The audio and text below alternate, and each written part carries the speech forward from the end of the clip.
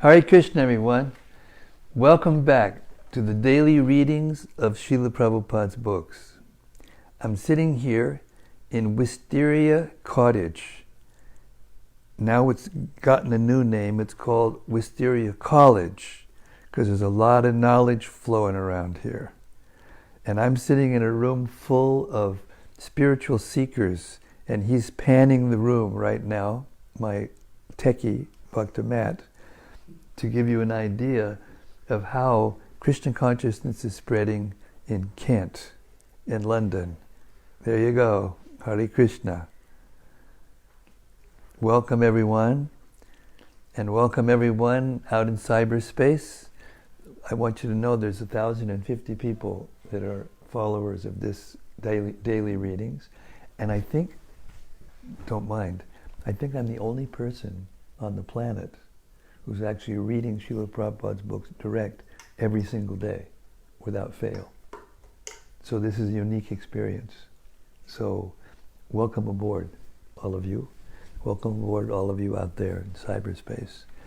So before we read the Srimad-Bhagavatam, we have a habit of reciting a prayer that was compiled by Srila Sanatana Goswami, who was the senior disciple of Sri Chaitanya Mahaprabhu, the inaugurator of the Hare Krishna movement, who was here 500 years ago. We talked about this afternoon.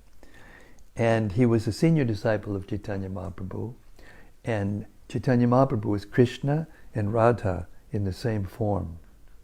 And he came to give love for Krishna to all of us, whether we're qualified or not, just by chanting the Hare Krishna mantra and hearing the Srimad-Bhagavatam together like we're doing. So this prayer to the Srimad-Bhagavatam is very deep, so we want everyone to listen very attentively, and it'll explain to you what this book is and what the effect of reading this book is, or hearing it. Are you ready? Yes. No objections. A no objection certificate has been given, and so we're going to continue. It's called the Srimad-Bhagavata Mahima Stotram. I could get some water, please? Thank you. It goes like this. Sarva Shastrabdi Piyusha Sarva Vedaika Satpala Sarva Siddhanta Ratnadya Sarva Lokaika Drikprada. O nectar from the ocean of all scriptures, singular fruit of all the Vedas, rich mine of the precious gems of all conclusive truths. You are the only giver of sight to all the worlds.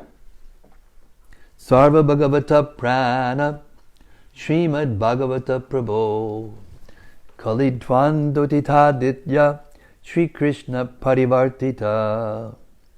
O life air of all the Supreme Lord's devotees, O Master, Srimad Bhagavatam, you are the sun risen in the darkness of Kali. You are the exact image of Sri Krishna. Paramananda Pataya Prema Varshak Shadayate Sarvada Sarvasevyaya Sri Krishnaya Namostume. I bow down to you, who are supremely blissful to read. Your every syllable pours down a flood of prema. You can always be served by everyone. You are Sri Krishna himself. Madeka Bando Matsangin Madguno Man Mahadana Mannishtadagamak Bhagya Madananda Namostute. My only friend, my constant companion, my spiritual master, my great wealth, my savior, my good fortune, my source of ecstasy, I bow down to you. Asadu sadhuta dayin adini chochatakara hanamun chagadachin mam premna rit kantayospura. O bestower of saintliness to the unsaintly. O exalter of the most fallen, please never leave me. Always appear in my heart and my voice with pure love. Om Namo Bhagavate Vasudevaya. Om Namo Bhagavate Vasudevaya. Om Namo Bhagavate Vasudevaya. Om Namo Bhagavate Vasudevaya. Om Namo Bhagavate Vasudevaya. Om Namo Bhagavate Vasudevaya. So those of you who are a little new and may not understand what this scripture is, the Srimad-Bhagavatam was compiled is not exactly the right word. It was brought into manifestation from the heart of Srila Vyasadeva, who's the editor of the original four Vedas. I was explaining this to a couple earlier. The Puranas, the Mahabharata, in which the Bhagavad Gita is contained, the Vedanta Sutra, which is the Anta means end, Veda means knowledge. So the Vedanta Sutra is the end of all knowledge. It's a summary study of the Upanishads and the Vedas. And he still wasn't satisfied after doing all that. Picture this. He's a literary incarnation of God. He's just written more things than any human being could ever write about everything, literally, and he still wasn't satisfied. So at the moment when he was feeling like this, Narada Muni comes along. This is Narada Muni's habit. He always comes along just at the right moment to have the right answer for the right everything. So he comes along, and Vyasadeva pays his obeisances, and he says, I'm not content. What's happening? And then Narada Muni, to make a long story short, said, the problem is that you haven't written or haven't compiled work that is exclusively dedicated to the glorification of the Supreme Absolute Truth, the personality of Godhead. Your other literatures touch different things, different subject matters, different histories, but it's not dedicated exclusively to glorification of the Supreme Personality of Godhead, and therefore pure devotional service. Therefore you're not satisfied. Because the Kali Yuga souls, they will take advantage of the political, economic, romantic, and all the kinds of things that are in the other parts of the Puranas and other histories and philosophy and everything. And this will take away all their excuses and give them love of God.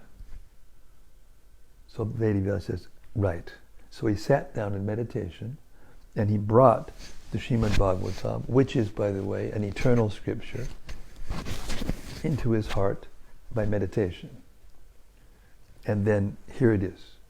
Now we're at the third canto of the Srimad-Bhagavatam, and the Bhagavatam is actually a historical document of the history of the universe. But only, because the universe is very old, only the most important events, and those events have to do with the appearance and disappearance of incarnations of Krishna or his absolutely pure devotees. So here we are, Kapila Dev has appeared, and Kapila Dev is the incarnation of Krishna who brought Sankhya philosophy into the universe, or at least manifested it. It's always there, but he manifested it. And we're right in the middle of a very intense section describing the details, some of the details, of the creation of the universe. And the section we're at now, we're at text 50 of chapter 26 of the third canto. It's called The Fundamentals of Material Nature. And we've already heard how an expansion of Krishna, namely Mahavishnu, you heard of the Mahavishnu Orchestra? Anyway, it's a musical group. They got their name from this Mahavishnu. He glances at the material nature after the material nature expands from his own body. And after that glance, which is the soul's time, the super soul, and all the material ingredients come together through that glance, things start to happen. It's kind of like a reaction when you put chemical together and it starts to reaction. It starts to transform. There's a transformation going on here. And all the different parts of the universe are being created one after the other, subtly. This is before the actual manifestation of the universes. There's a whole bunch of universes, not just this one. And the number of universes corresponds exactly to the number of hair holes in the body of Mahavishnu. Does anybody know how many hair holes you have in your body? Any pore, any idea? Nobody? Okay. It's a lot. Probably more than you can count. So there are that many universes. And they each, the egg, like a sperm or an egg of the universe comes out of each one of the hair holes and then comes into this accommodating chamber, which is all of the material elements and ingredients and the soul's previous unfulfilled desires in terms of their karma. They're all mixed together. And now they're going to start to mix. And that's where we are. Text 50.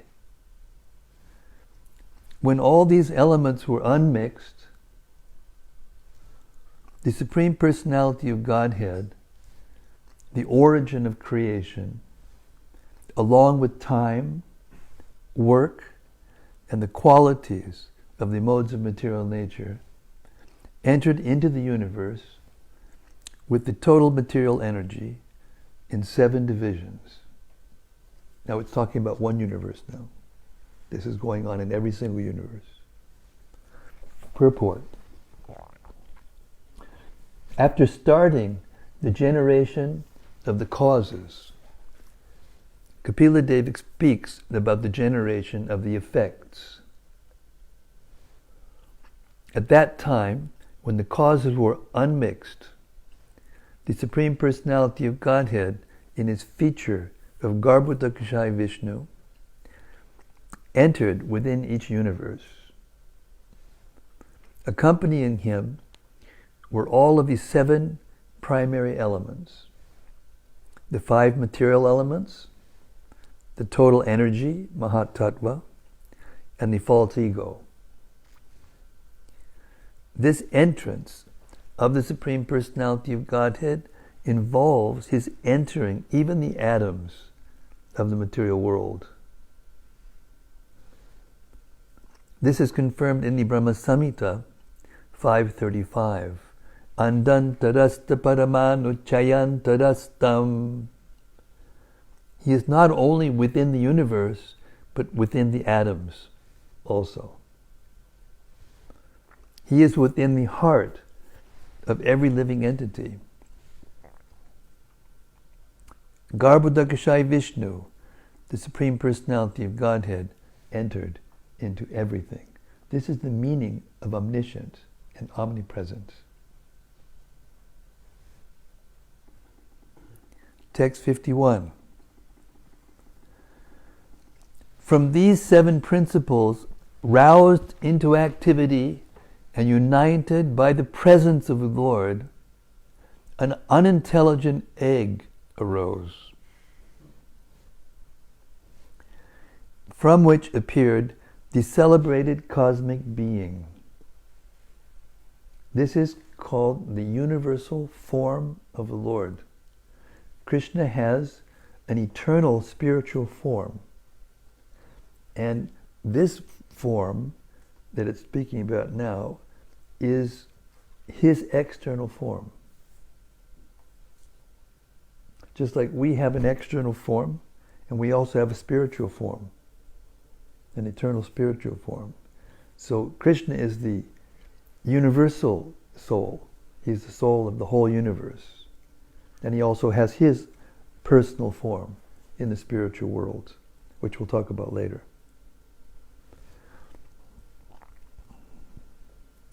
Purport.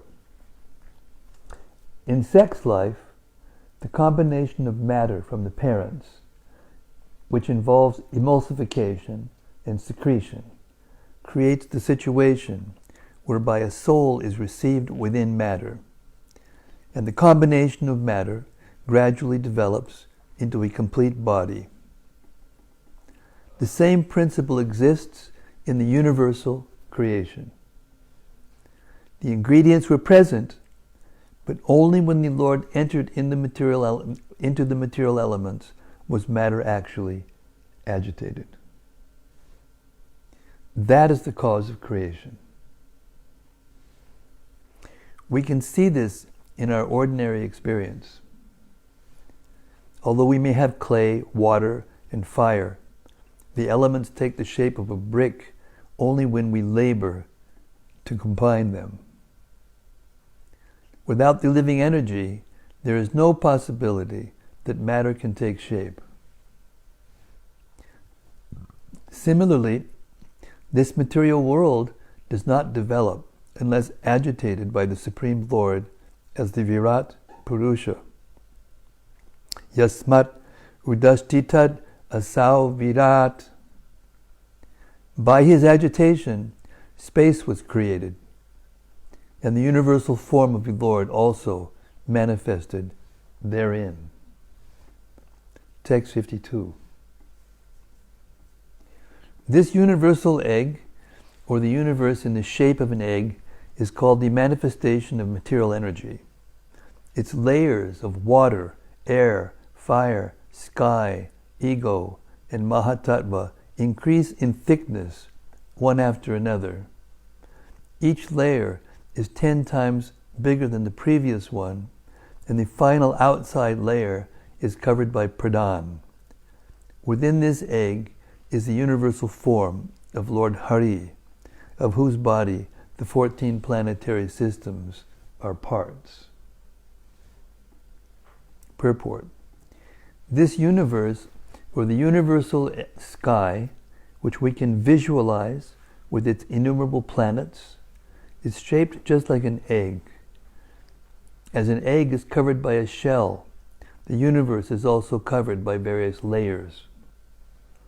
The first layer is water, the next is fire, then air, then sky, and the ultimate holding crust is pradhan.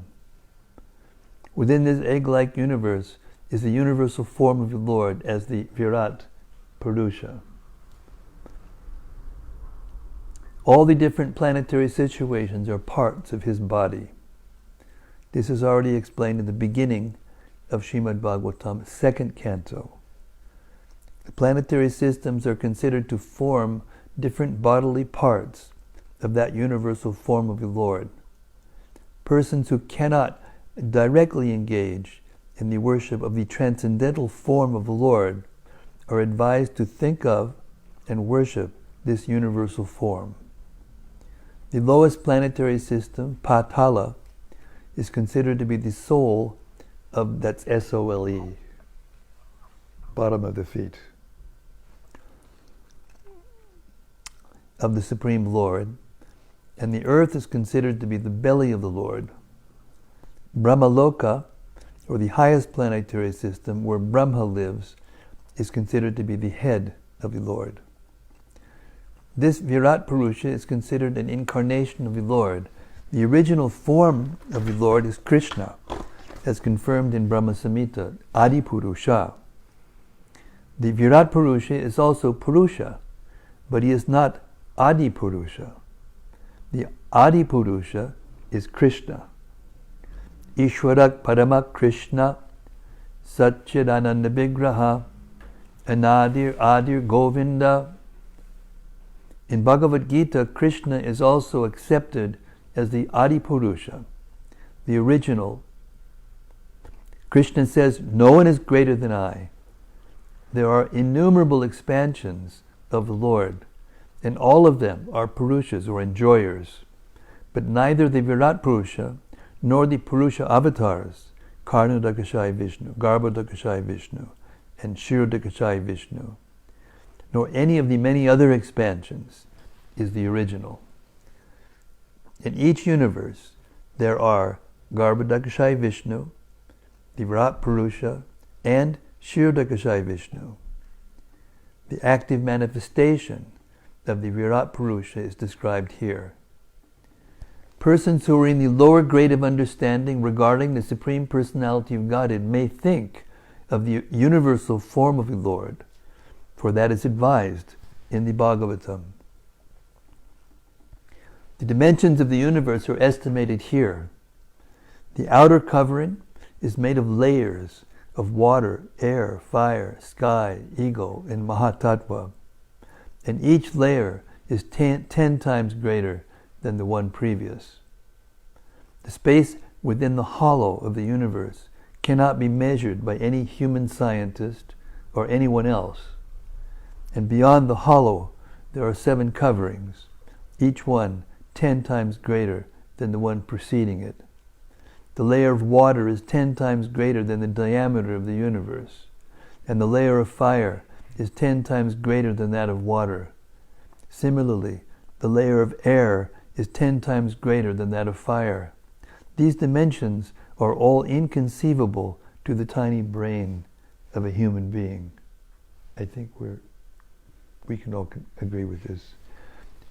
You know what this means in effect? In effect, the whole universe inside these coverings is like an atom. Relatively. 4 billion miles the hollow, 4 billion miles in diameter. 10 times that is earth, 10 times that is water, 10 times that, like that, all the way out to the Pradhan. So the 4 billion miles in relationship to the whole covering is like an atom. And all of that, including the Lord's personal form, is inside each atom of the universe. I'm trying to expand the consciousness here a little bit. Now try to understand what that means. It means if you could go inside one atom, you'd find Krishna and all the universes. Complete. Inside the atom. I mean, this puts the sci-fi writers to shame. Nobody can make this up.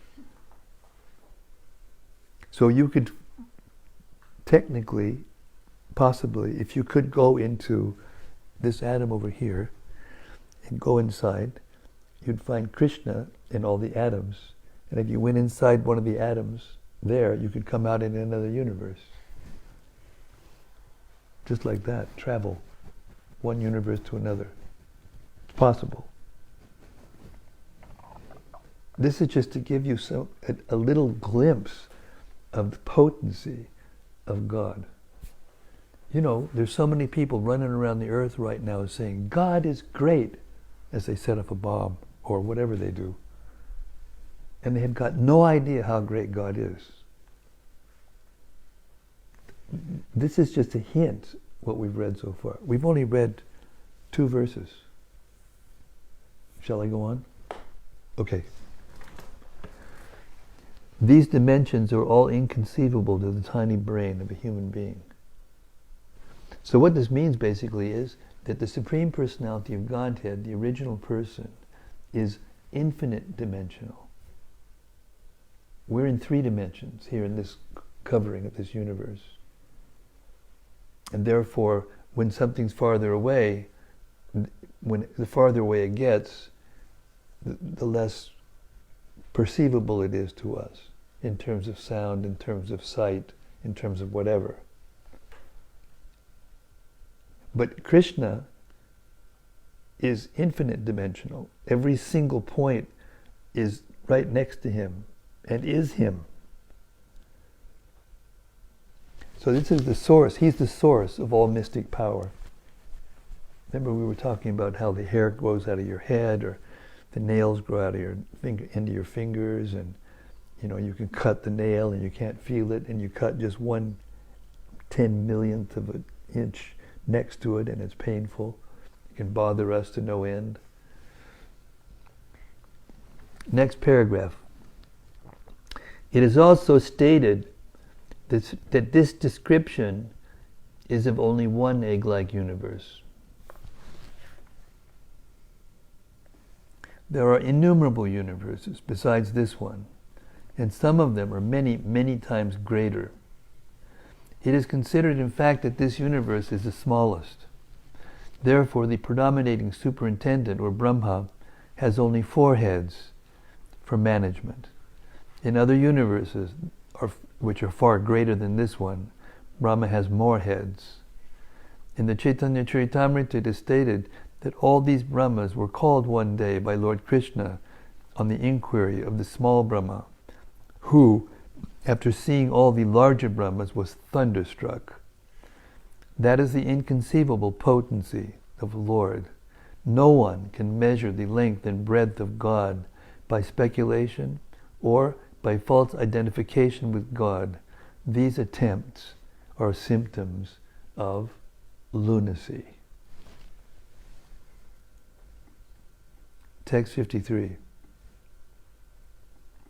The Supreme Personality of Godhead, the Virat Purusha, situated himself in that golden egg, which was lying on the water, and he divided it into many departments. 54.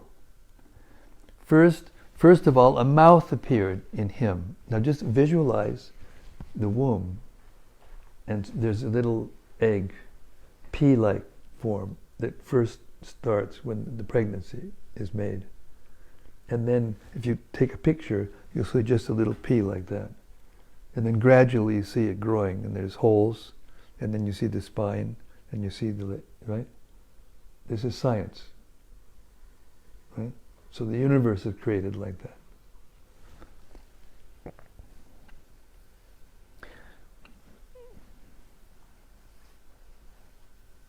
First of all, a mouth appeared in him. Then came forth the organ of speech, and with it the god of fire, the deity who presides over that organ. Then a pair of nostrils appeared, and in them appeared the olfactory sense, as well as the prana, the vital air. Purport. With the manifestation of speech, fire also became manifested, and with the manifestation of nostrils, the vital air, the breathing process, and the sense of smell also became manifested. 55. So you remember in the last section, not all of you were here, in the last section, these things were described, but they were all in the mind of Mahavishnu. He's planning it out, like we plan something out in our mind and then we do it externally. So there's 2 divisions of the creation. There's the sarga and then the visarga. The sarga is the creation within the mind of Mahavishnu when he's planning it out. And now it's coming into manifestation within the universe. Translation. Text 55. In the wake of the olfactory sense came the wind god, who presides over that sense. Thereafter a pair of eyes appeared in the universal form, and in them the sense of sight. In the wake of this sense came the sun god, who presides over it. Next there appeared in him a pair of ears, and in them the auditory sense, and in its wake the Digdevatas, or the deities who preside over the directions. Purport. The appearance of different bodily parts of the Lord's universal form, and the appearance of the presiding deities of those bodily parts is being described.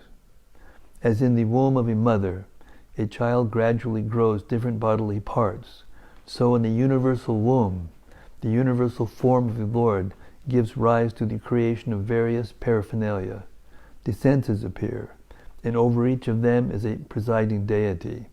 It is corroborated by this statement of Srimad-Bhagavatam and also by Brahma Samhita that the sun appeared after the appearance of the eyes of the universal form of the Lord. The sun is dependent on the eyes of the universal form.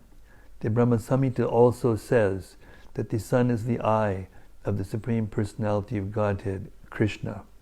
Yat chakshur esha savita.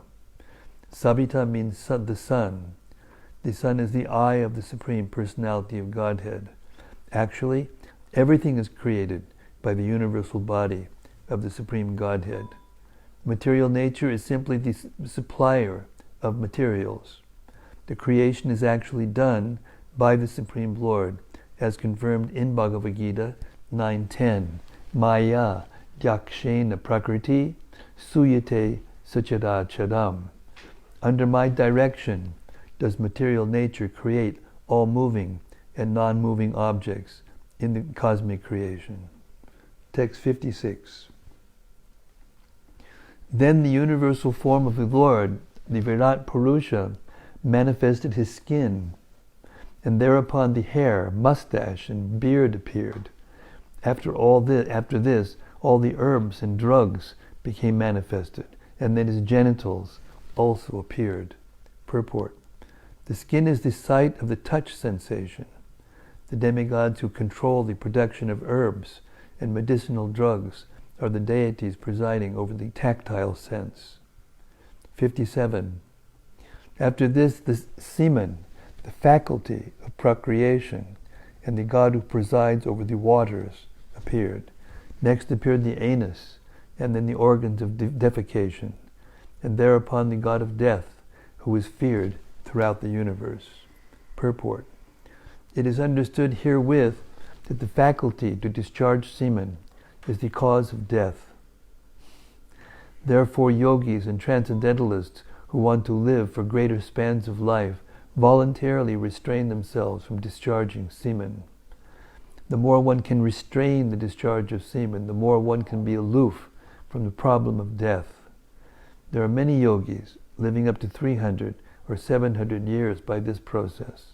And in the Bhagavatam, it is clearly stated that discharging semen is the cause of horrible death. The more one is addicted to sexual enjoyment, the more susceptible he is to a quick death. So, I don't know if you've heard of this, but there's a big spiritual festival that happens in India, the largest gathering of human beings on the earth. It's called Kumbh Mela. There's one every 4 years, every 12 years, every 144 years. That's the Maha Kumbh Mela. And yogis come down from the Himalaya mountains, and there's a book, and they sign. And some of them, by their signatures, can be confirmed that they're 700 years old or 300 years old or like that. And they do this by holding their breath. I mean, it's not a very, interesting life. You just sit there and hold your breath, but you can get a long duration of life, which is not as meaningful as other forms of life. Trees can live as far as 1,000, 2,000, 5,000. There's one redwood tree in California, they say is 7,000 years old. So Prabhupada said, if the goal of life is to extend one's life, then why not become a tree and just stand there for 7,000 years? But the value of that duration of life and what it can do really practically, just a short 100-year human form of life is actually better. So anyway, if you want to do that, you can do it, but it's questionable how much value there is to such a life of 700 years. Text 58. Thereafter, the two hands of the universal form of the Lord became manifested, and with them the power of grasping and dropping things. And after that, Lord Indra appeared. Next, the legs became manifested, and with them the process of movement. And after that, Lord Vishnu appeared. Purport. The deity presiding over the hands is Indra, and the presiding deity of movement is the Supreme Personality of Godhead, Vishnu. Vishnu appeared on the appearance of the legs of the Virata Rupa, Purusha. 59. The veins of the universal body became manifested, and thereafter the red corpuscles or blood. In their wake came the rivers, the deities presiding over the veins, and then appeared an abdomen. Purport. Blood veins are compared to rivers, and when the veins were manifested in the universal form, the rivers in the various planets were also manifested. The controlling deity of the rivers is also the controlling deity of the nervous system. In Ayurvedic treatment, those who are suffering from the disease of nervous instability are recommended to take a bath by dipping into a flowing river. So any of you got mental problems, just go to a flowing river and dip in there and you'll feel a lot better. Text 60. Next grew feelings of hunger and thirst, and in their wake came the manifestation of the oceans. Then a heart became manifest, and in the wake of the heart, the mind appeared. Purport. The ocean is considered to be the presiding deity of the abdomen where the feelings of hunger and thirst originate. When there is an irregularity in hunger and thirst, one is advised, according to Ayurvedic treatment, to take bath in the ocean. There you go, folks. If you got digestive problems, go and bathe in the ocean. If you got mental disturbances, go to bathe in a raging river. It works, in case you didn't. Anyway, text 61. After the mind, the moon appeared. Intelligence appeared next, and after intelligence, Lord Brahma appeared. Then the false ego appeared, and then Lord Shiva, and after the appearance of Lord Shiva came consciousness in the deity presiding over consciousness. Purport. The moon appeared after the appearance of mind, and this indicates that the moon is the presiding deity of the mind. Similarly, Lord Brahma, appearing after intelligence, is the presiding deity of intelligence, and Lord Shiva, who appears after false ego, is the presiding deity of false ego. In other words, it is indicated that the moon god is in the mode of goodness, whereas Lord Brahma is in the mode of passion, and Lord Shiva is in the mode of ignorance. The appearance of consciousness after the appearance of false ego indicates that from the beginning, material consciousness is under the mode of ignorance, and that one therefore has to purify himself by purifying his consciousness. This purificatory process is called Krishna consciousness. As soon as the consciousness is purified, the false ego disappears. Identification of the body with the self is called false identification or false ego. Lord Chaitanya confirms this in his Shikshastaka. He states that the first result of chanting the Mahamantra, Hare Krishna, is that dirt is cleared from the consciousness or the mirror of the mind. And then at once the blazing fire of material existence is over. The blazing fire of material existence is due to false ego. But as soon as the false ego is removed, one can understand his real identity. At that point, he is actually liberated from the clutches of Maya. As soon as one is freed from the clutches of false ego, his intelligence also becomes purified. And then his mind is always engaged upon the lotus feet of the Supreme Personality of Godhead. The Supreme Personality of Godhead appeared on the full moon day as Gaurachandra, or the spotless transcendental moon. The material moon has spots on it, but on the transcendental moon, Gaurachandra, there are no spots.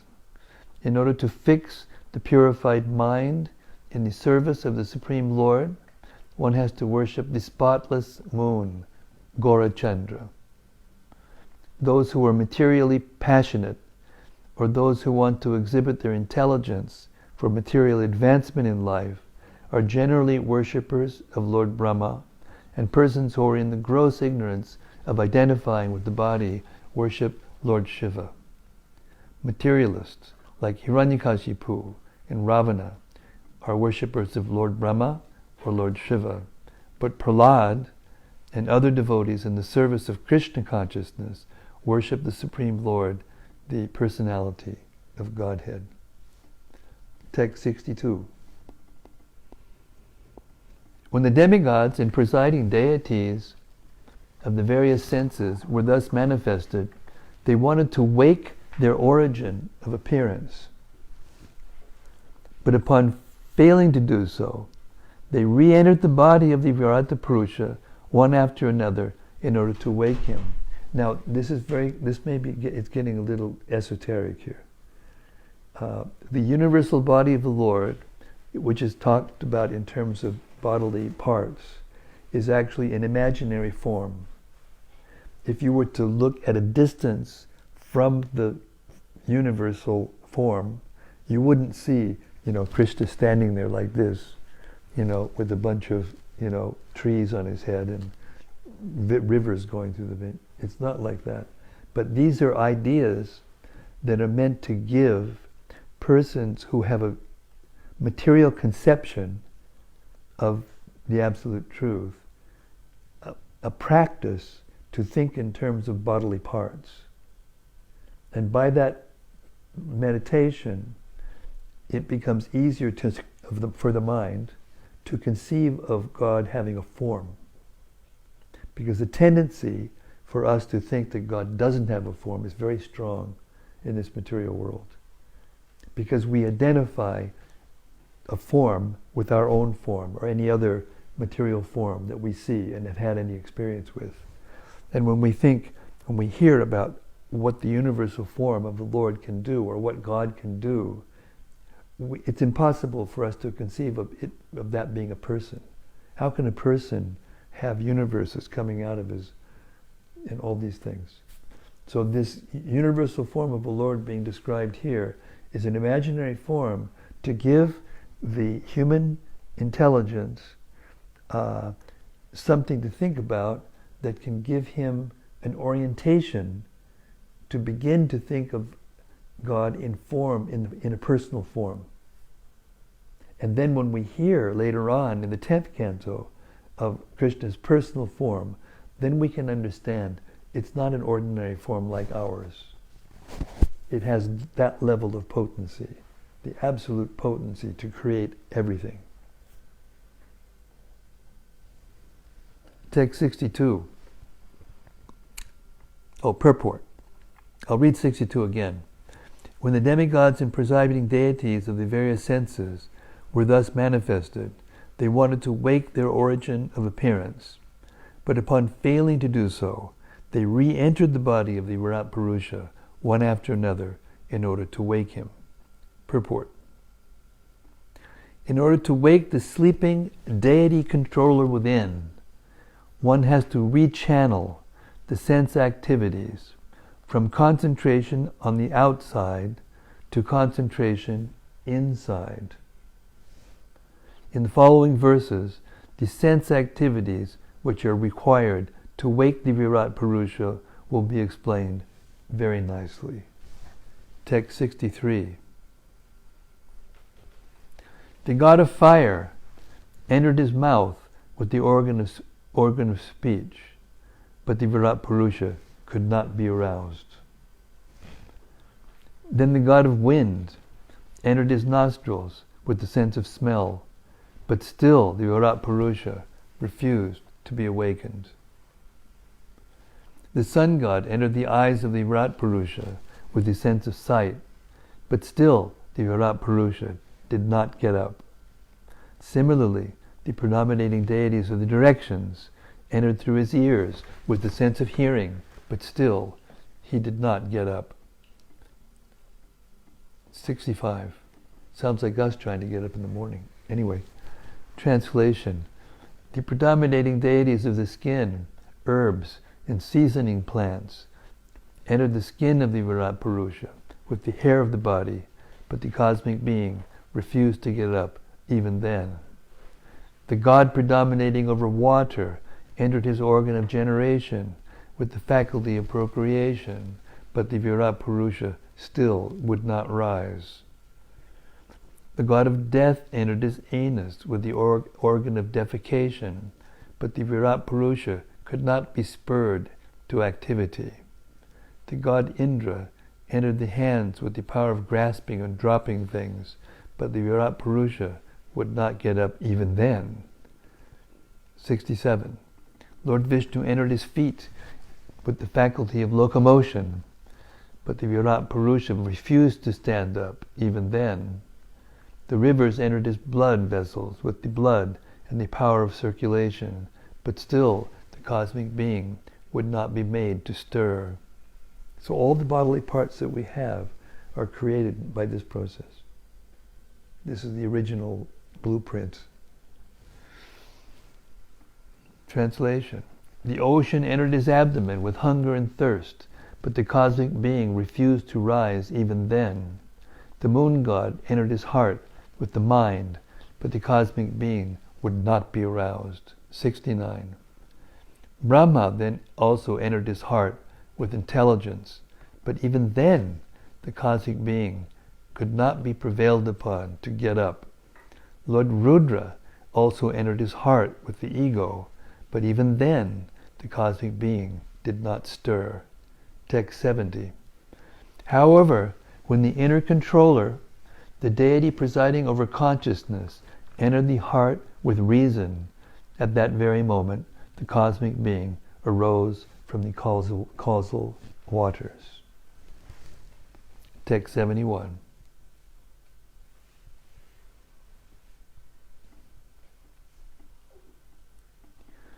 When a man is sleeping, all his material assets, namely the vital energy, the senses for recording knowledge, the senses for working, the mind, and the intelligence, cannot arouse him. He can be aroused only when the Supersoul helps him. Purport. The explanation of Sankhya philosophy is described here in detail in the sense that the Virat Purusha, or the universal form of the Supreme Personality of Godhead, is the original source of all the various sense organs and their presiding deities. The relationship between the Virat Purusha and the presiding deities or the living entities is so intricate that simply by exercising the sense organs which are related to the presiding deities, the Virat Purusha cannot be aroused. It is not possible to arouse the Virat Purusha or to link with the Supreme Absolute Personality of Godhead by material activities. Only by devotional service and detachment can one perform the process of linking with the Absolute. 72. Therefore, through devotion, detachment, and advancement in spiritual knowledge, acquired through concentrated devotional service, one should contemplate that Supersoul as present in this very body, although simultaneously apart from it. Purport. One can realize the Supersoul within oneself. He is within one's body, but apart from the body, or transcendental to the body. Although sitting in the same body as the individual soul, the Supersoul has no affection for the body, whereas the individual soul does. One has to detach himself, therefore, from this material body by discharging devotional service.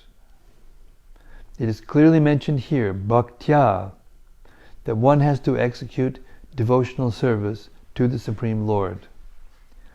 As it is stated in the first canto, second chapter of Srimad-Bhagavatam 127, Vasudeve Bhagavati Bhakti Yoga Prayojitaha. When Vasudeva, the all-pervading Vishnu, the Supreme Personality of Godhead, is served in completely pure devotion, detachment from the material world immediately begins. The purpose of Sankhya is to detach oneself from material contamination.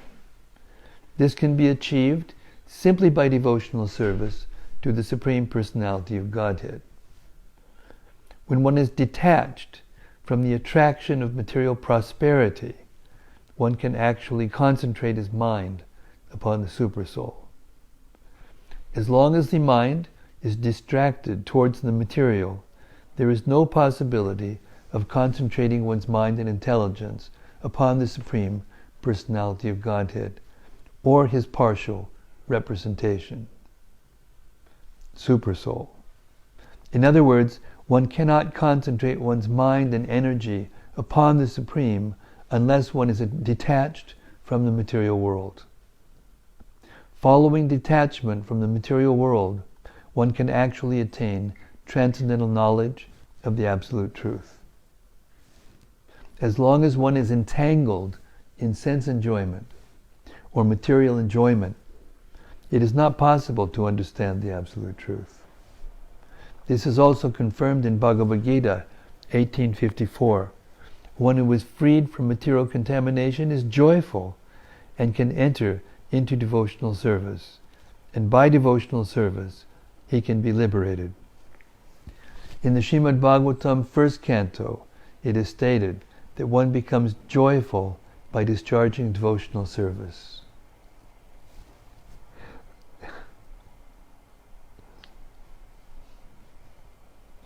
In that joyful attitude, one can understand the science of God or Krishna consciousness. Otherwise, it is not possible. The analytical study of the elements of material nature and the concentration of the mind upon the Supersoul are the sum and substance of the Sankhya philosophical system. The perfection of this Sankhya Yoga culminates in devotional service unto the Absolute Truth. Thus end the Bhaktivedanta purports to the third canto, 26th chapter of Srimad-Bhagavatam, entitled Fundamental Principles of Material Nature.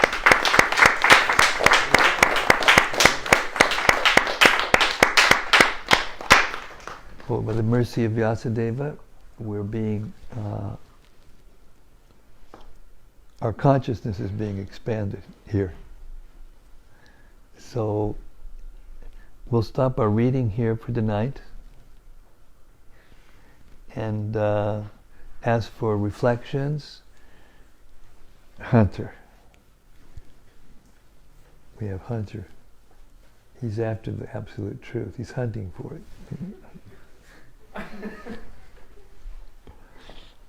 Yes, Radhika Nagar. Now, we'll have to try to come to the point. Yeah, you use that little place right there. Yes.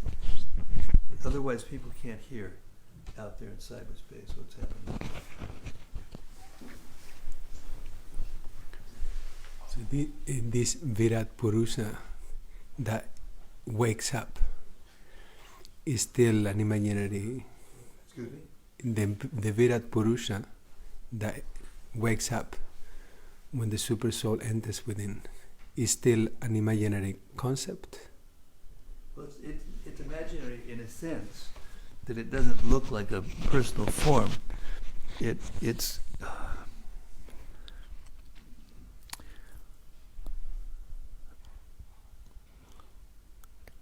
the form of the planets, solar systems and everything is entering into the material universe. But it's not yet being engineered into the actual physical forms by Lord Brahma yet. So first of all, it's conceived of in the Sarga version of creation. Now, Mahavishnu has entered into the universe as Garbhodaka Vishnu, and that form of Garbhodaka is called Hiranyagarbha, and it is the universal form. But it is not away, it's not acting, it's not, activities are not going on yet. So what is it that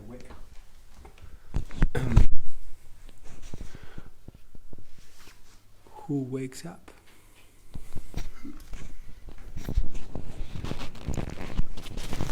The external body of Vishnu is the form of the universal body inside the but it's not physically manifested yet. Yeah. It's still subtle. And the supreme cosmic being is the super soul, Yes. which in this case is Hiranyagarbha. Vishnu? No. Garbhodakshaya Vishnu. Kshirodakshaya Vishnu comes later, when the living beings, when the forms of living beings are all formed, then Kshirodakshaya Vishnu enters into each soul, each living being. Hare Krishna. Yes, ma'am.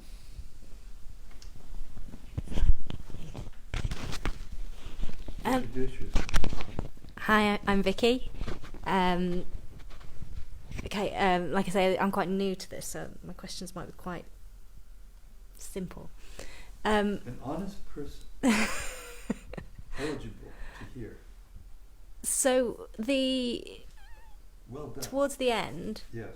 it talks about the devotional service and that Yes. being the way to kind of separate yourself from the physical senses and become awakened to the higher senses. I can't remember how exactly I described it. Yeah. But how do you know whether you were doing devotional service or not, and whether that's the right action to take? This point came up. Thank you for this wonderful question, Vicky. Thank you. This question came up yesterday and also this afternoon a little bit. How do we know? Well, how do you know that you're satisfied when you eat? You feel it? Yeah. You know because it was described here in one of the purports.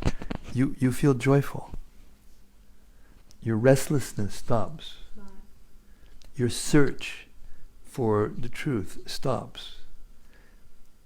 But that doesn't mean that we just stop and we stop acting, we stop, trying to do things, we stop. In other words, there's two ways that was being described here to reach that detachment from the material world. One of them is to meditate on the universal form, and it begins through the Ashtanga Yoga process. There's a process of sitting, being still, sitting in a certain posture, going to a secluded place, a sacred place, more or less stopping the senses, bringing them inside, and then going inside and looking for the super soul inside, and then making that the goal of one's life. That's the Ashtanga Yoga system. Mm-hmm. And by that process, you become detached from the world. Mm-hmm. But devotional service brings you to that same state by using the things of the world in the service of the Lord. In other words, we bring the things back to the Lord, just like here. This is something. This is something. That's something. This is something. We bring all those things into the service of the Lord, and the quality of these things changes. Mm. And that we know this for a fact, because how many people here in this room have honored Krishna Prasadam? How many have actually eaten Krishna Prasadam, the remnants of food offered to Krishna? Almost everybody. That's why you have a better half.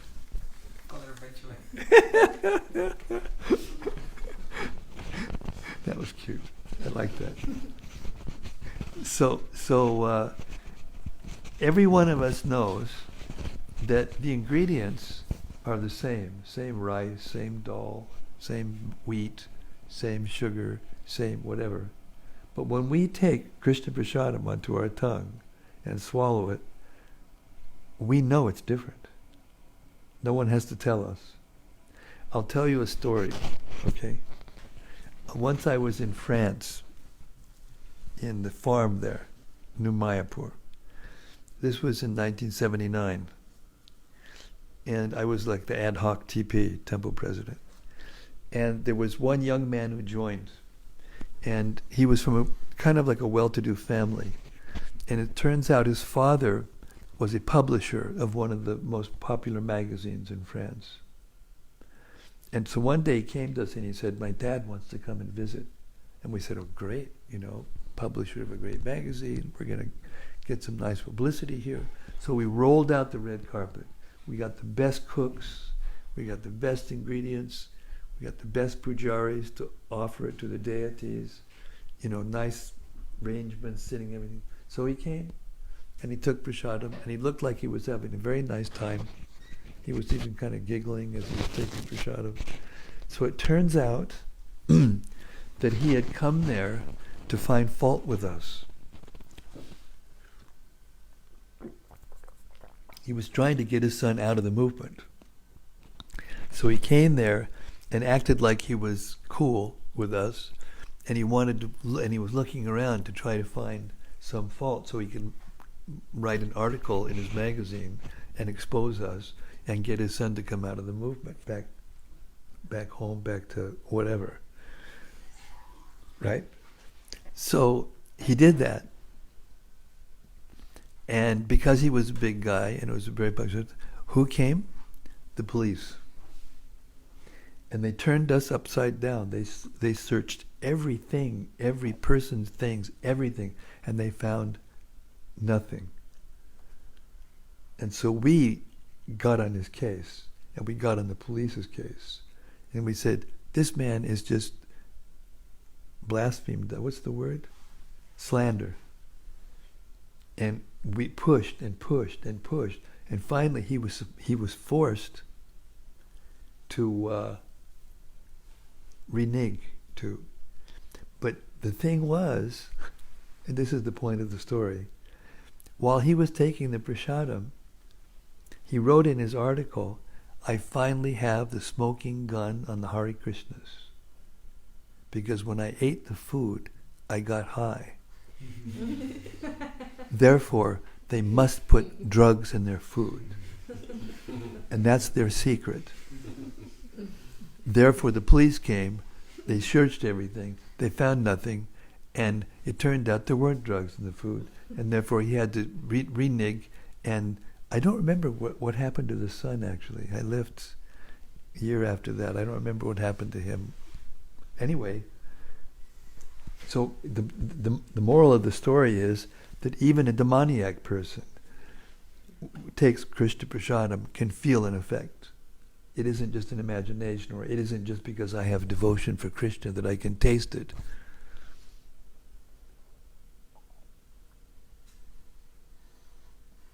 That's how you know.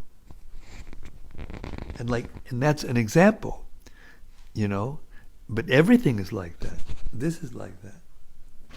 This is like that. If you use it only for Krishna's service, it changes in quality, and therefore the effect of using it and using things changes.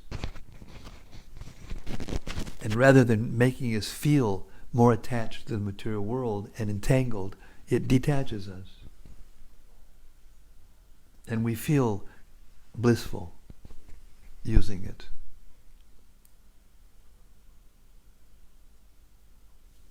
And because the body and the mind are replenished by what we eat and what we hear.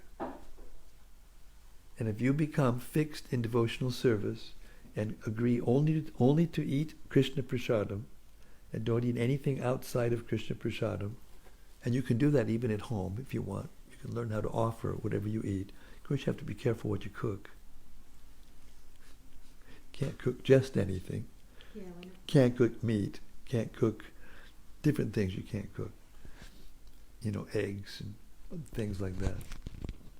Then, because the body cells are replenished from what we eat, after 7 years of doing that, the quality of your body changes.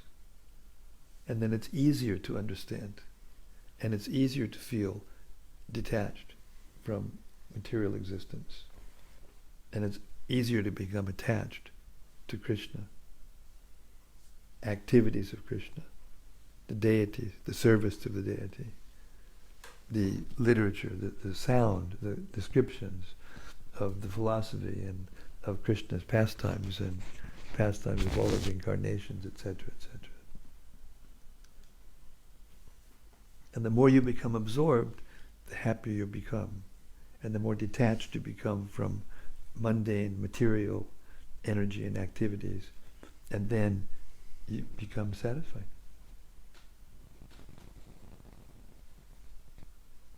It's a process. And eventually you become attached to Krishna because he's so attractive, so sweet, and so wonderful. And the more you become attached to Krishna, the more you'll fall in love. You know what falling in love means, right? Yeah. Well, this is the real thing.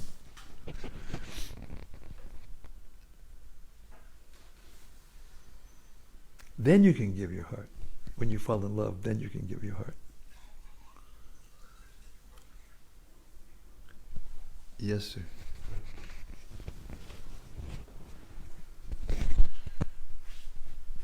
So the scriptures mentioned the universal form of Krishna as, I'm hoping I understood it right, as a preaching tool for impersonalists or people who find it hard to realize the personal form of God. Yes. Is it just as that, or is that something that we can use to develop our conception of a personal, in the neophyte stage at least? I mean, I think it's not something that happens overnight to realize a personal form. Thank you. Very nice question. Thank you very much. Hare Krishna. The Bhagavatam is a meditation. The Bhagavatam is a mantra, a hymn, a meditation. And by hearing it repeatedly, one gradually enters into the understanding and the knowledge that's already inside ourselves is awakened. So it's towards the beginning. This is the third canto. There's a description of the universal form in the first canto, the second canto, and the third canto. And this one's pretty much, there's also some in the end of the 10th canto, prayers of the personified Vedas. And there's mentions of it in the prayers of different great devotees along the way. But the actual Sankhya philosophy is given in the third canto of the Bhagavatam. It's to expand our consciousness so that by the time we get to the 10th canto and we begin to hear the personal form of Krishna and his pastimes, which are called Nara-lila, or human-like pastimes. You know, in the Bible there's a verse that says that man is created in the image of God. Well, woman is created in the image of God's energy, internal energy, Srimati Radharani. These are the original male and female forms.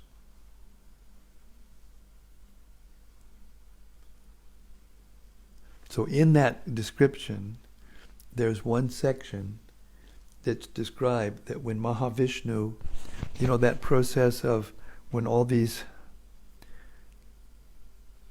you know, little eggs, little seeds are coming of the universe, are coming out of the body of the Lord into the material energy.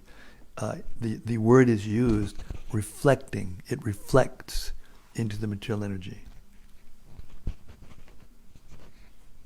But so it's like a reflection of the mirror. When you look in the mirror, you see your form, and it's light. In a dark room, you can't see your form in a mirror. Only when there's light in then the light reflecting off your body into the mirror shows you the form in the mirror. But this is a more meaningful reflection. because all of the different codes, in the body of the Lord come out in that reflective energy into the material energy. And therefore all the forms can be created by Brahma and the other great mind-born sons of his. In the 10th chapter of the Bhagavad Gita, this just to illustrate how everything is there in the Gita, but it's unpacked in the Bhagavatam. The 10th chapter, at the beginning of the 10th chapter, there's a verse that says,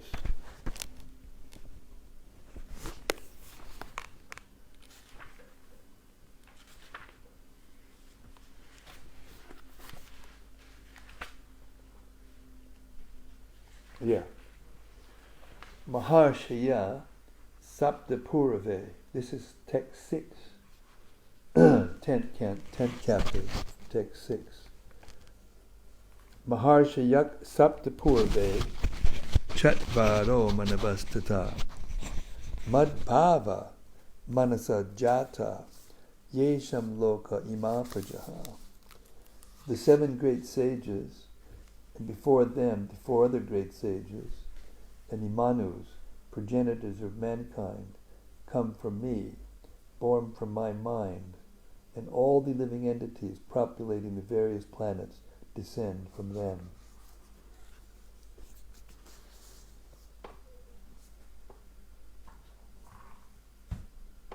Therefore, Krishna is the father and the mother.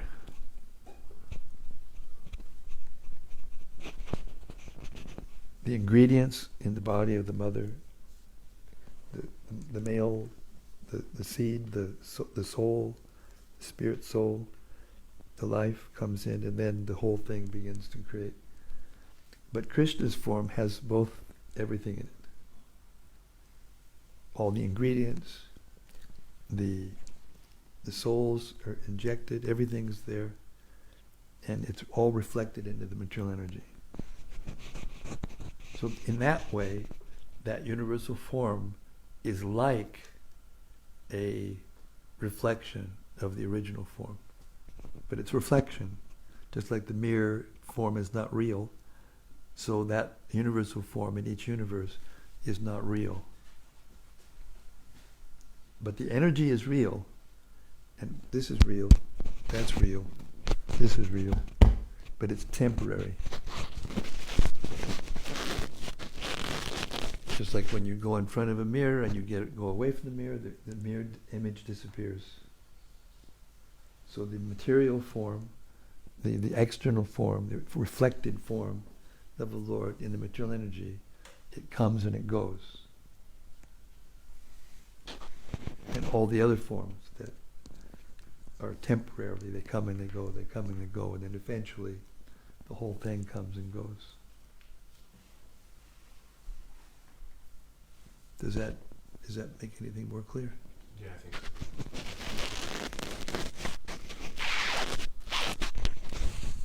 Radhika Nagar? Huh? Ian has a question. Yen has a question? Yeah, it's a very short one. Fine. Thank you. Very short on that point. Could you please tell us more about the Manus? Where are you from? Originally? From Krishna,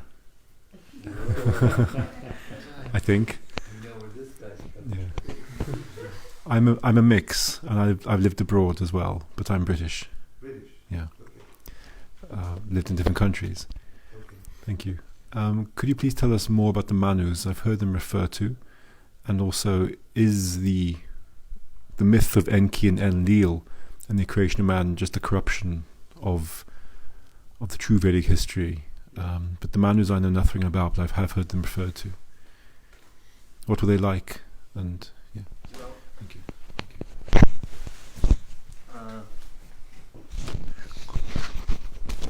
There's a word called Manvantara. Manu, Manvantara, man, mankind. It all comes from the word Manusha, in Sanskrit. The Manvantaras are eras, and they are overseen. Those cycles we were talking about before. They're overseen by incarnations of Krishna, partial incarnations of Krishna, and that's the Manu.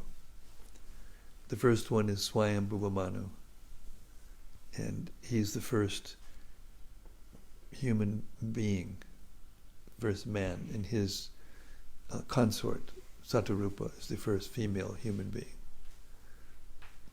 And by their union, the process of generations of living beings happens in the normal way.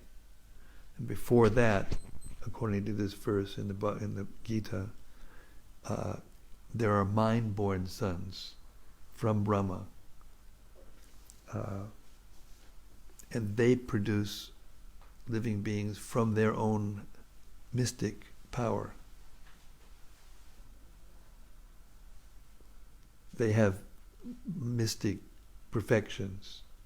They can change their forms into other forms if they want, and they can unite with their consorts in that other form and create another form, another species of life.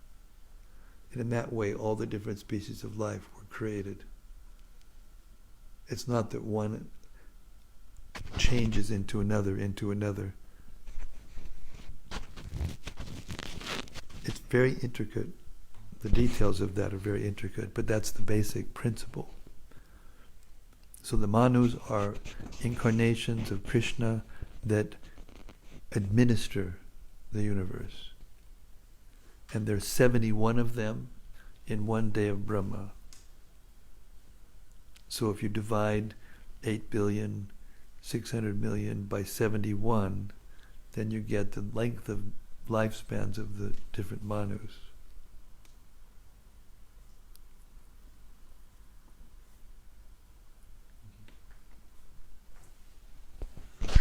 Radhika.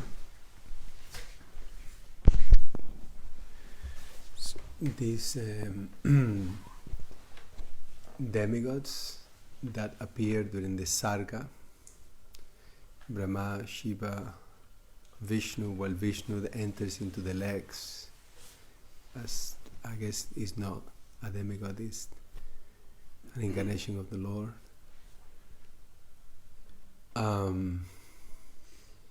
So, are they souls, these demigods, in charge of the directions, and where are they? They're the demigods. The demigods that are created in the Sarga are the demigods that are in charge of the basic elements. The major demigods, the ones that are in charge of the basic elements, the directions, Indra, the king of heaven, sun, moon, Vayu, Yama, all these demigods, they're the ones that are created in the Sarga. And they're the ones that enter into those different parts and then enter back into the different parts of universal form before the whole thing wakes up, and then they can act. Before that, they can't act. They're emanations of Mahavishnu, they're injected through the glands. They come out through the glands. And they're souls. Yes. Is it possible? Yes. Yes. But there are posts. I'm repeating what he's saying because he's a long ways away. He can't hear it. There are posts, but different souls take on those posts. But sometimes Krishna will take the post himself if there's no one qualified to take that post. If there's no individual soul who's qualified, even Brahma, sometimes there's no one that's qualified to take that post, and so Krishna personally takes that post. Lord Shiva is different. Lord Shiva is not a jiva. He's not a Vishnu tattva. He's in between. So there's no souls that take a part of Shiva. Why would Vishnu take charge of the movements of the legs and not a regular demigod? Why don't you ask him? No, I don't have that answer. That answer isn't given in the Shastra. It's not that you can know everything. Why that particular description is there, that Vishnu, and then it described, in the verse that described Vishnu, that's the Supreme Personality of Godhead. You know, he chooses to enter that way. That's his will.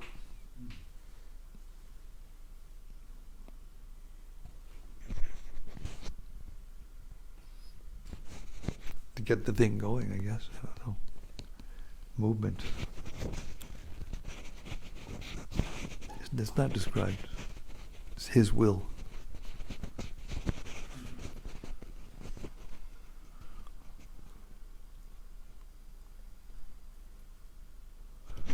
Yet hunters on the hunt. Go ahead.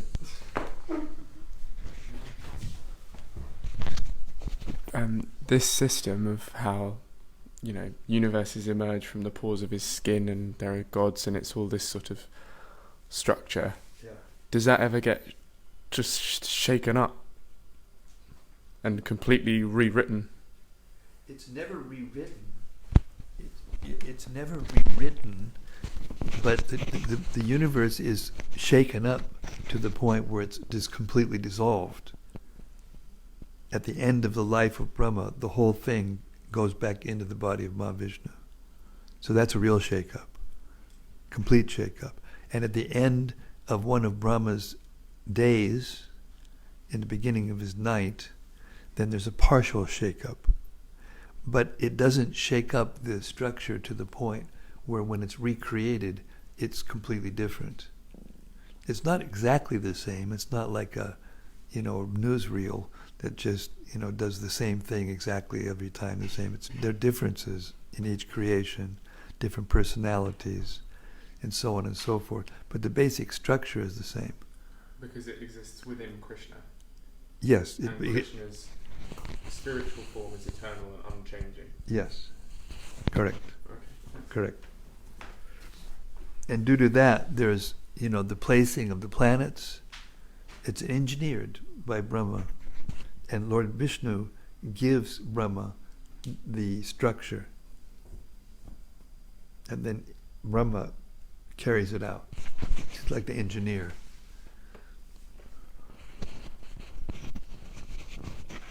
Like Vishnu gives him the ingredients and gives him the blueprint, and he said, okay, now it's your turn.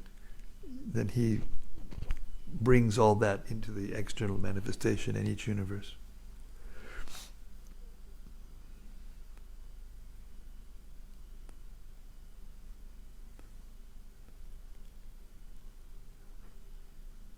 Yes, Jan.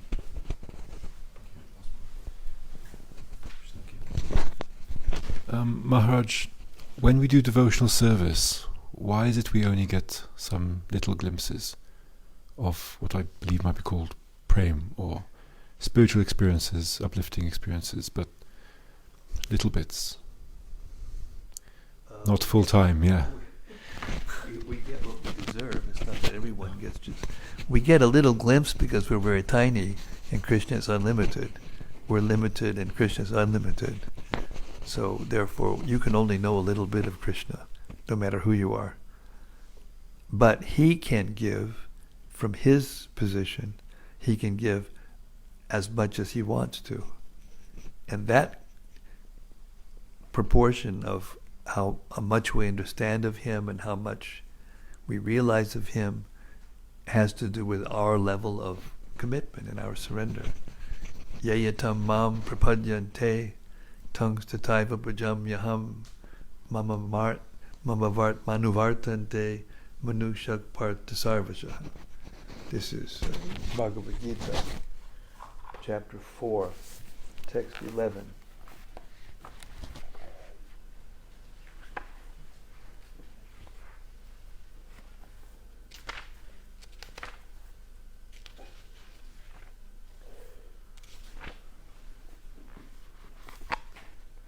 Yayatam mam prapadyante tongues tataiva bhajam yaham mama manu vartante manusha parta sarvasha. All surrender unto me, I reward them accordingly. Everyone follows my path in all respects, O son of Kunti.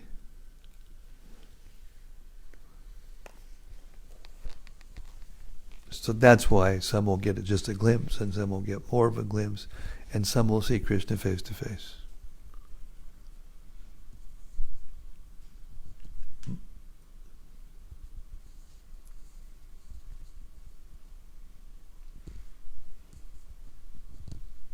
There's a saying, man proposes and God disposes. Man proposes and God disposes. So if you make the right proposal, he'll reveal himself in front of you. But he may not do like that. He may have something he wants you to do.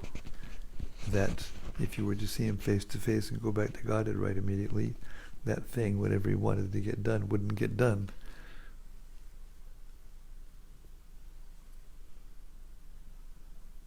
So sometimes even great souls, they won't see as much as they will eventually, because he wants them to do something that requires for them to interact with the material world and do the service.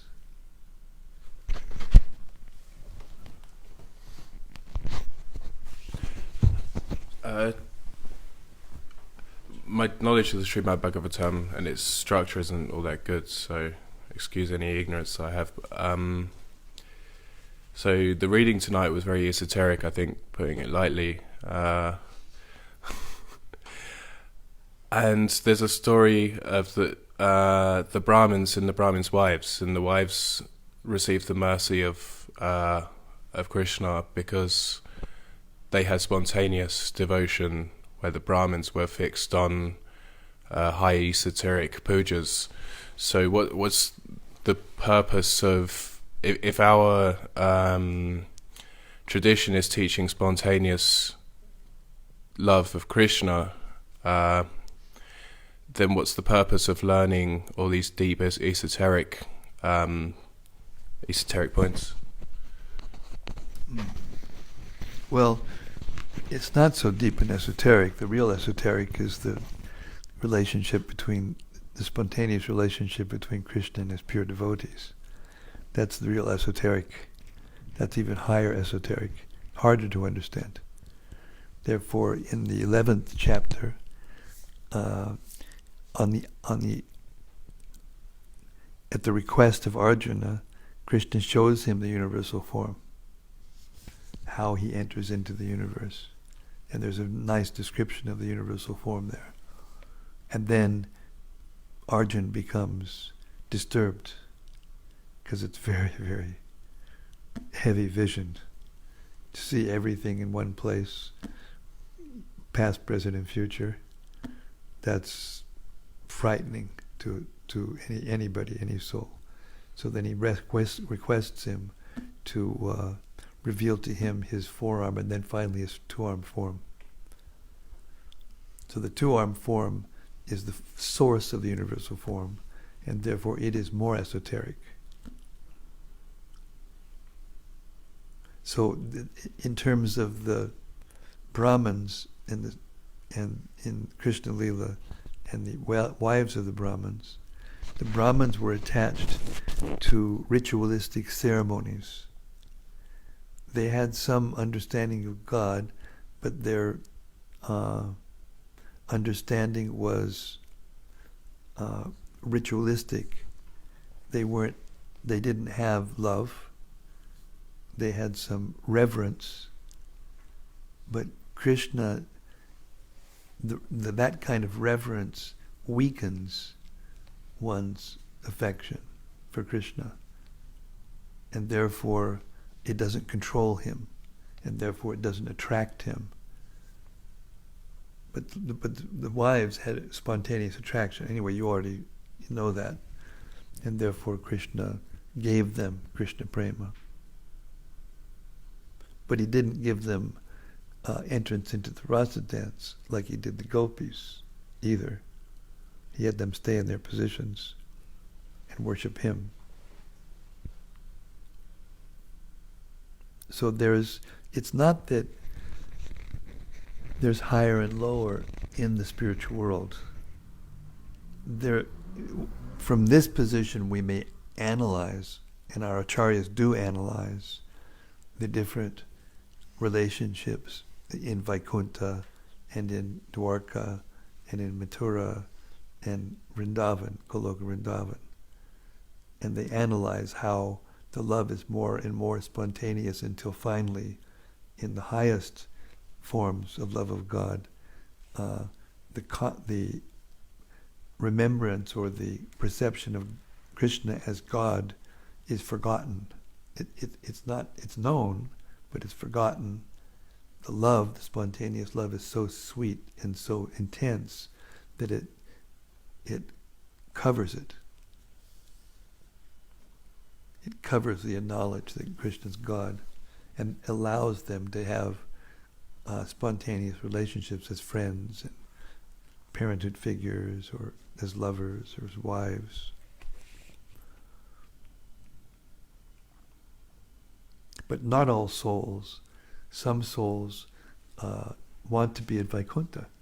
Some souls want to worship Krishna in that way, in that mood, in reverence, in awe, in opulence. It's not that when one has attained their spiritual existence in Vaikuntha that they feel dissatisfied and they're wondering, why can't I go to Goloka?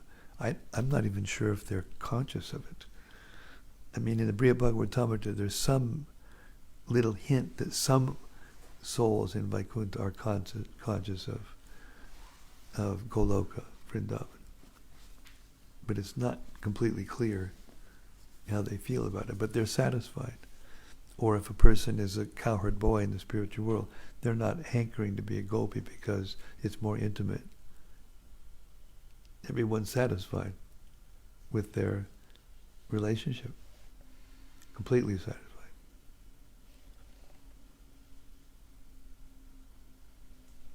But there's still, I've heard Prabhupada say in lecture, in response to questions, that a person in Goloka can offer himself as a flower if he wants. If he has that desire to offer himself at the lotus feet of Krishna as a flower, for instance, or a garland, then he can do that and then regain his original form.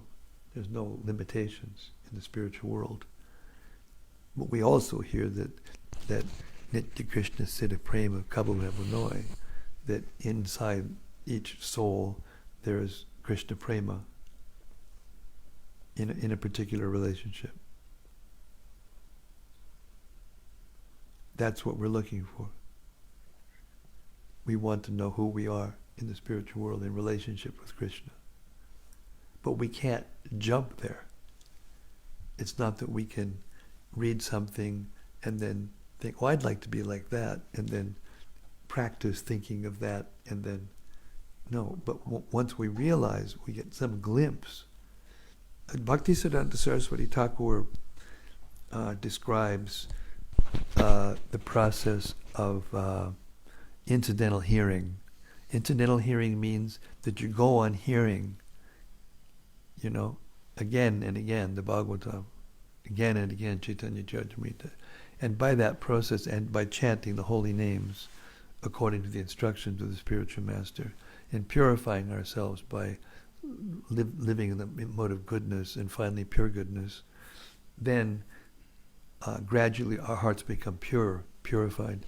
And as our hearts become purified and we hear in that state, then there's a natural, special appreciation for a particular pastime of Krishna. And that is an indication of our relationship with Krishna. But that doesn't come from the mental platform just because we want to. It comes from actual purification of heart when our natural attraction arises. Then our hearing becomes different. We hear more, even though we're hearing the same thing, we hear more. I can say honestly, I've been reading these books for 46 years, and every time I read them, I hear more.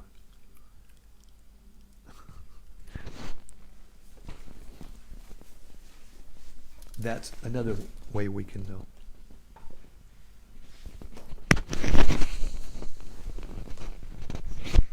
Is that okay? Yeah, just one last thing. Sorry. That was really illuminating. Thank you. Get some techie help here when, sometimes people can be seen from who's speaking here. You never thought about that. So that was illuminating, but I'm still wondering whether, because I enjoy thinking about the majesty of Krishna or of creation, and I like this really highly technical stuff. But you mentioned that thinking about opulence can lead to less of a loving relationship. So could that be a hurdle for us developing bhakti to be focused on this, at least from my material view, this sort of like more intricate stuff? It's a very, very good question. This is a very good question. There are new people in the room, and these subject matters are very, very esoteric. These are esoteric questions, not the universal form. Again, it's not just because we think something. We may, as we're reading the Bhagavatam, we may like something, and then we may read another and we like it more, or we like another thing, then we like another thing. Krishna's all attractive. All of his incarnations are all attractive. One symptom of a person who is trying artificially to become, for instance, a cowherd boy or a gopi in Goloka Vrindavan, or a parental figure, which are the highest analytically the most intimate relationships with Krishna. We can't just think our way into those positions. It's the same answer that I gave before, but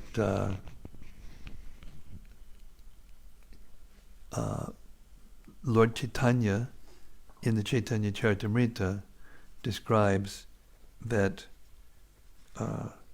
Krishna isn't as attracted as his form of Krishna. He isn't as attracted by persons who are attracted to his opulence as pure love, spontaneous love, without feelings of reverence. But he has other incarnations who interact with devotees who want to see him and serve him in another form, in another mood. And that doesn't mean that that form is different than Krishna. They're all forms of Krishna.